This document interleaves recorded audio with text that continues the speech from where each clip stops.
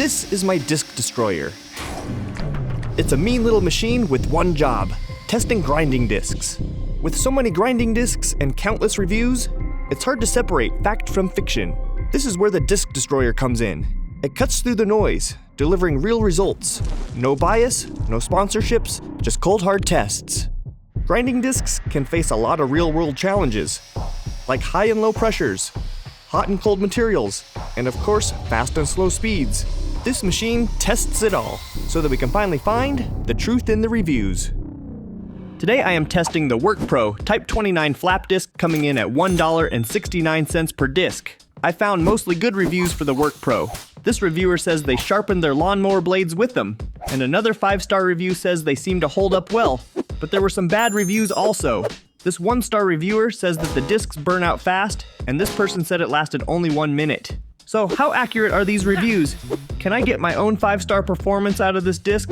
Let's test them to find out. Each disc will be grinding this test bar to see how much it can remove within 20 minutes time. This will chart out its story and tell us exactly how this disc behaves based on how much material it removes at any given point.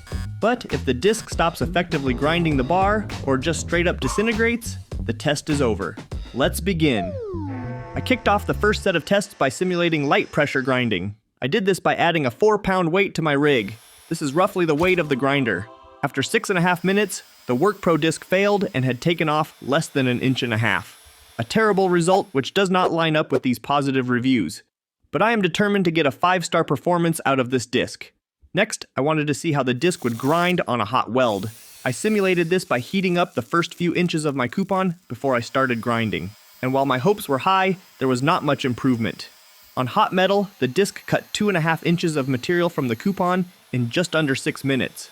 This slight improvement is not enough to convince me these 5-star reviews are legit, but we can still change up a few more things to hopefully get us a better outcome. For these next tests, I will be lowering the grinder speeds from 11,000 RPMs to 6,000. In both the hot and cold slow tests, the disc lasted slightly longer, but took off a similar amount of material compared to the higher speed tests. So what's going on here? These discs are losing their abrasive material, making it impossible for them to keep cutting our coupon. One last thing we can change is how heavy we are pressing on the grinder, so I swapped my 4-pound weight for 8. And this time, the WORKPRO started off aggressively cutting away at the coupon.